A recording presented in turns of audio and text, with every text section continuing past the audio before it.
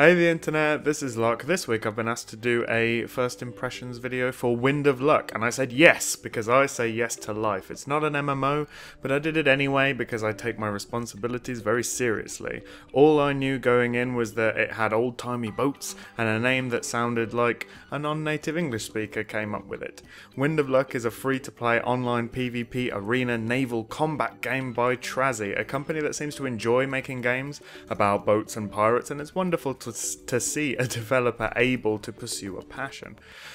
You can see me bumbling around in my first few games right now. Give us a wave if you like. First off, I did have a little trouble getting the game to run. The launcher application seemed not to do anything. First time I fixed it with a full restart because turn it off and on again is seared into my soul. The next time it happened, I found the launcher in the background processes in my task manager. I killed it there and the launcher worked when I reopened it. So far, not the best impression, but we're here to talk about the game. The game first opened in a small window. I don't know the exact aspect ratio, but it had an extremely 90s UI. It reminded me a lot of EverQuest, buttons everywhere. No consideration towards an intuitive experience. I became convinced that it changed size or scale at one point for no reason. It probably didn't happen. It was the result of some mania brought on by overstimulation from all the buttons. I did manage to find the settings button after clicking on everything eventually. It's the tiny yellow one in the bottom left, obviously. I'm not usually the type to quibble about menus, etc., but to be honest, it's just a little obtuse, isn't it? Plus, at this stage, I'm already annoyed by the effort it took to get the game to work at all. So, bad start, but we're here to talk about the game. First things first, you get in, handy tutorial, some kind of reward I didn't have context for, good times. I have no idea how games like this work, so it was nice. It was nice to have a brief introduction. I felt like I learned a lot, but it was kept light. It was enough to get me into the game feeling like I knew what I was doing, so good, thumbs up. First thing I noticed when I'm in there is that the controls are responsive. The ship definitely feels like a ship, apart from being able to pivot while stationary, and the icebergs are rather bouncy.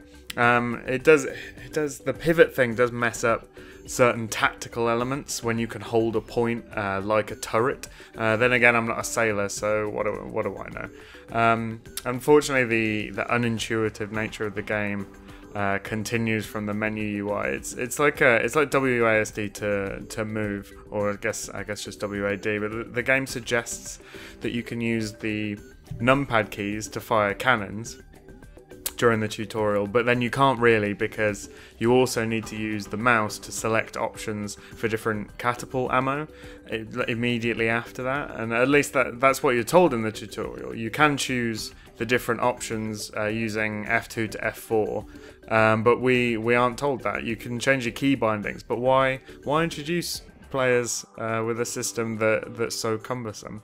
I think on my first run through I failed the tutorial, as I got to a point where doing what the game told me to didn't do anything. There was no fail state. I couldn't access any kind of menu as the buttons were disabled, so I dumped out the game the old-fashioned way. I went to open the game again, nothing happened. I had to use the task manager to end the background process again.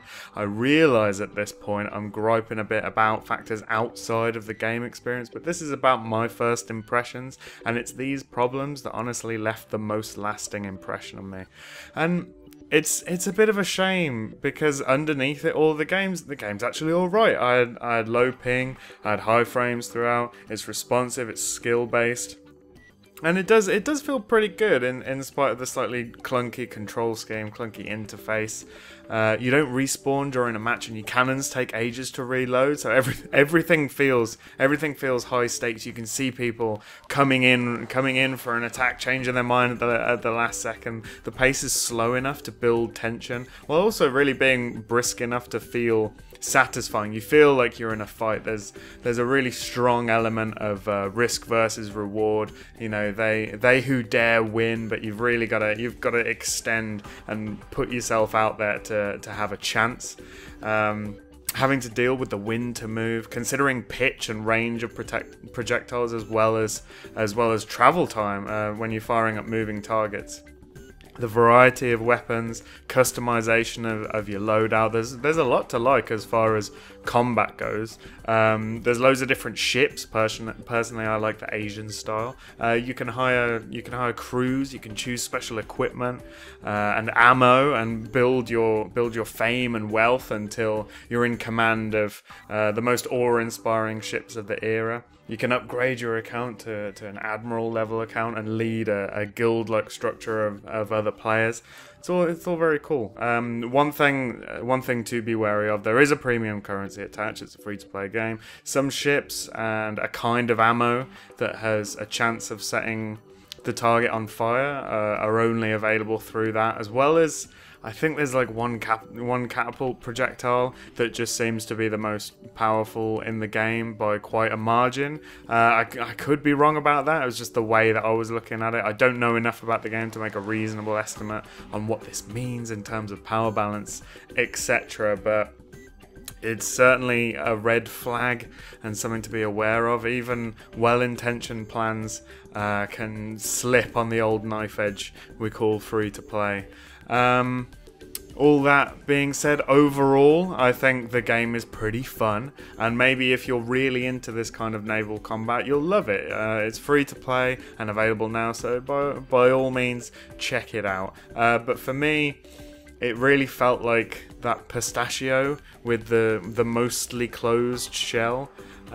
You look at it and you think, oh yeah, we'll get in there, but by the time you've made your way in, it just doesn't feel worth it, and the experience you're left with just leaves a kind of dusty taste in your mouth.